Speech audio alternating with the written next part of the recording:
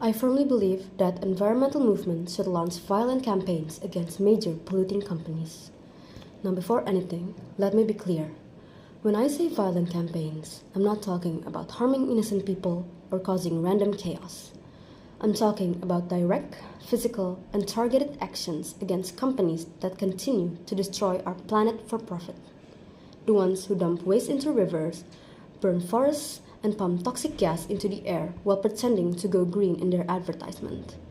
Environmental movements are groups or communities fighting to protect the earth. That includes activists, organizations, or even regular citizens who care about our climate.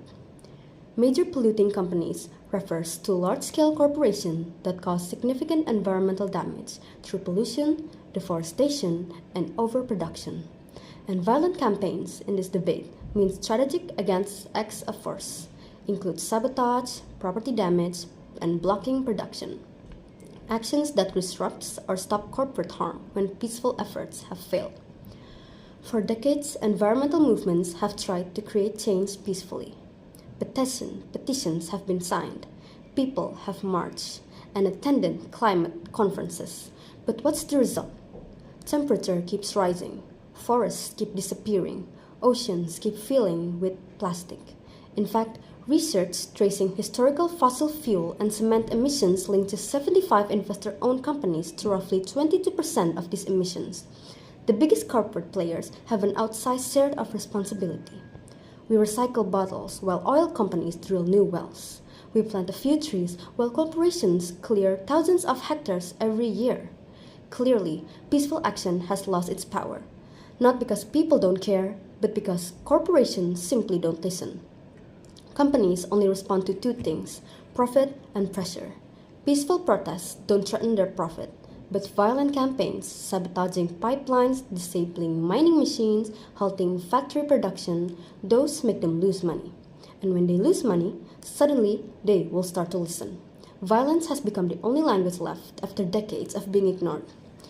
People will say, violence is wrong. But I want to ask, wrong compared to what? Corporations destroy rainforests, poison rivers, and release toxic gas that kills ecosystem. That itself is violence too, in a silent and legal form. For example, Indonesia's state oil firm reports that gigaton-scale Scope 1 and 2 emissions in project reports, and major coal miners in Indonesia have expanded production in recent years, raising real climate and public health risks.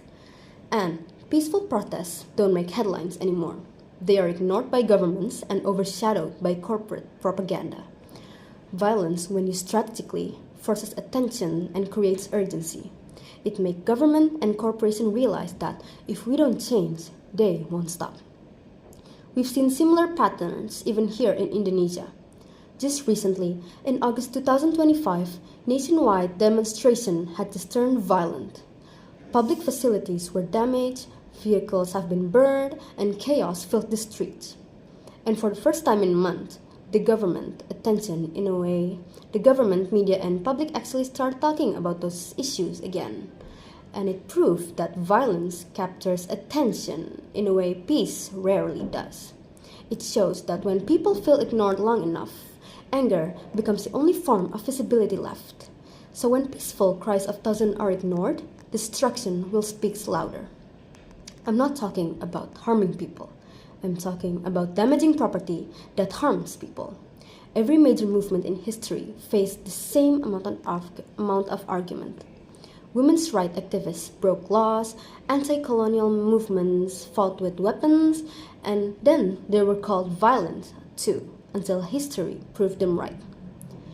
People might say violence will lead to chaos, but chaos already exists. It's just slower and disguised, only with clean suits and company logos. At least this kind of violence fights back.